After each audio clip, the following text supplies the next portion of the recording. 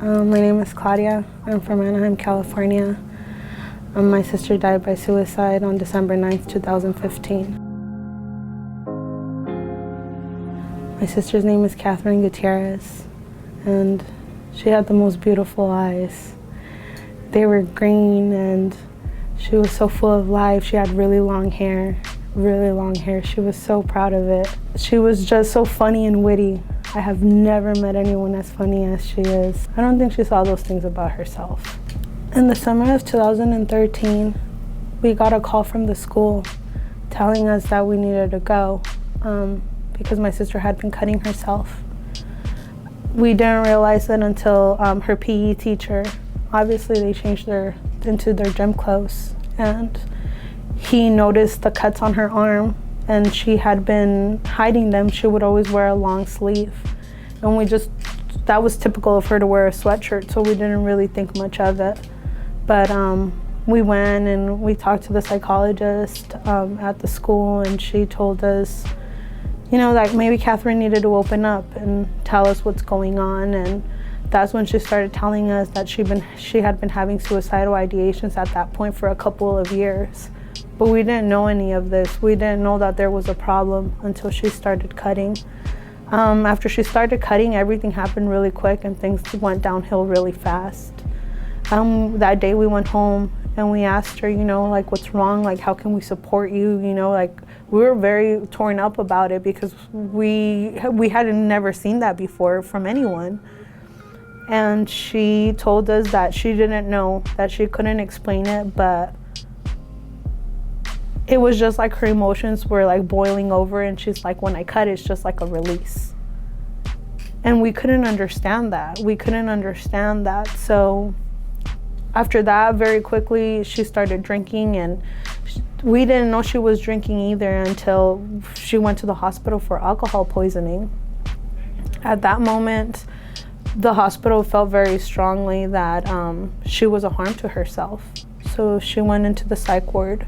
She was 5150'd. It's a 72-hour hold. You're placed on a 5150 when hospital staff feels that you are a danger to yourself or others.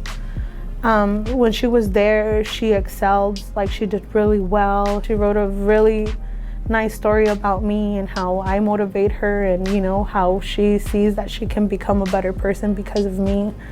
And so we were all very happy about that. We were like, oh my God, we're we're moving in the right direction. Things are finally looking up.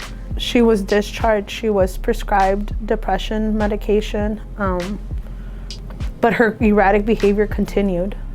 She had really highs and she had very many lows, and she was really up and going, or she was just really down and depressed. While all this was happening, she met people that had, similar ideas to her. They bonded in the despair, but there was no hope. They just bonded over having similar thoughts. On November 24th, her boyfriend committed suicide. And I remember the first thing out of my mom's mouth after that was like, now what am I gonna do with her? Because she already felt like she had totally, she was already struggling with my sister and keeping her alive. And she was really torn up in the beginning. We didn't know how to be there for her. We didn't know how to, how are you there for a 16-year-old, whose boyfriend passed? Most people don't go through those situations, as adults, let alone as a teenager. I couldn't even imagine what she was feeling at that moment.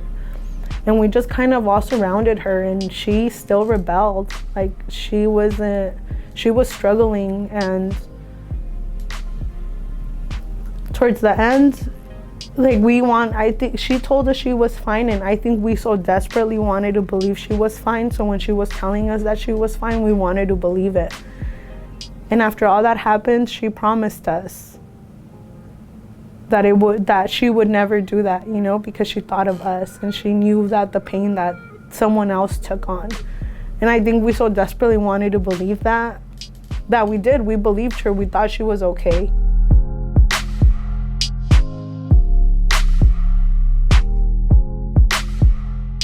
Rushing to the hospital wanting to believe that everything's okay, that we're gonna get through this like we got through all the other times. And then, you know, you get to the hospital and the doctor told me that there was nothing he could do.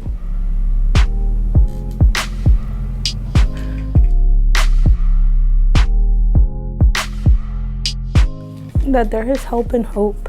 The way we perceive life sometimes isn't the way life really is. And that's why I found so much strength and courage in attending the groups I have. Seeking help sometimes just gives you a different perspective on the same situation. You know, I've been attending those self-help groups and suicide awareness and suicide prevention campaigns and walks and luncheons and just all that support of people going through the similar experiences. I never realized how much hope you could find in bonding with people that share the same experience as you do. I really want to help someone in my sister's situation and also in my situation, you know, from the other perspective. I want them to realize that there are things that they can do on both ends. And I just want to be able to bring that hope. Most of all, I think I just wish I would have asked her more about her. What she wanted out of life, what she was looking forward to. You know, not necessarily years from now, but maybe what she was looking forward to in the next month or in the next few months. You know, just to give her that hope and that encouragement that, you know, there are more things that you want for your life. There are things you want to do and there are things that you will accomplish in your life. I wish I would have asked her that so I could have given her that motivation and let her know, you know, your goals do matter. Your accomplishments do matter. You matter.